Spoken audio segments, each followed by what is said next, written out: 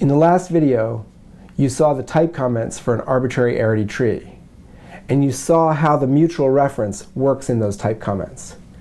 Because of the two cycles, the tree can be arbitrarily wide at any point, and it can also be arbitrarily deep. You have now seen the most important part about arbitrary arity trees.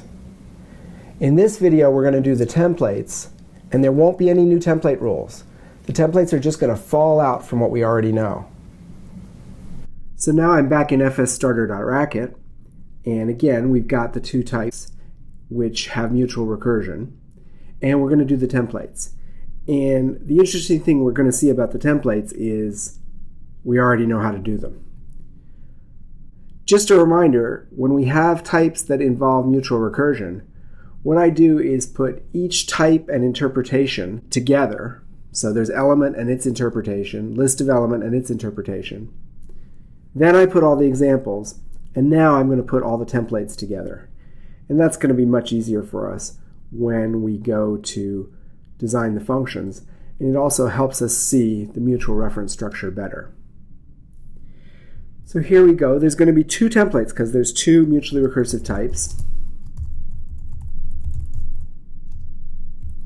So there's going to be that template and that template.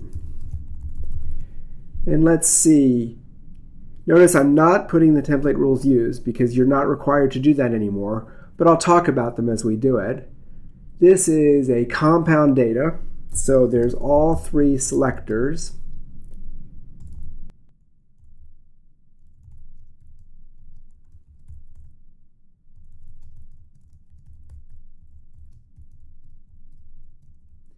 And then I'm going to decorate that with the types of value that come back from the selector. So in the case of name, it's a string.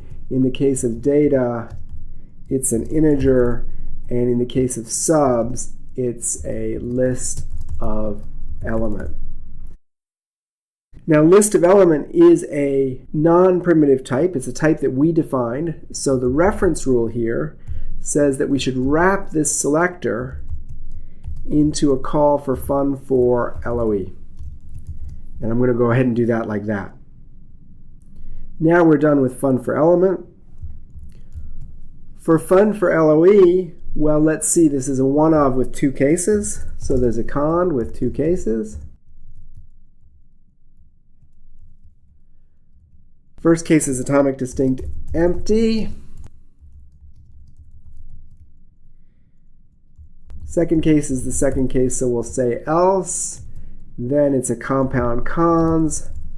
First LOE, rest LOE.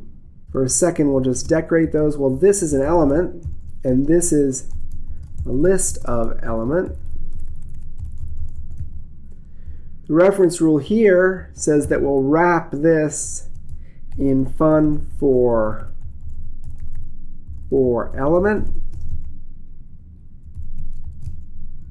And the self-reference rule here says we'll go fun for LOE.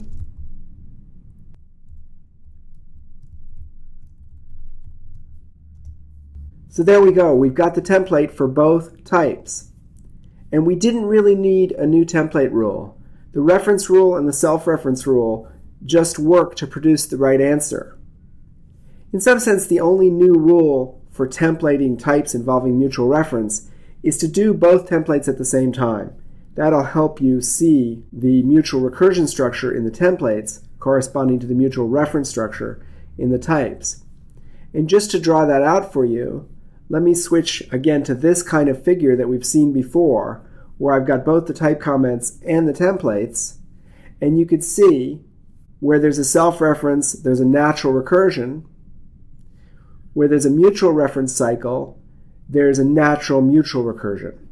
So fun for LOE calls fun for element, and fun for element calls fun for LOE. And in the next video, we'll see how that plays out as we're designing the functions.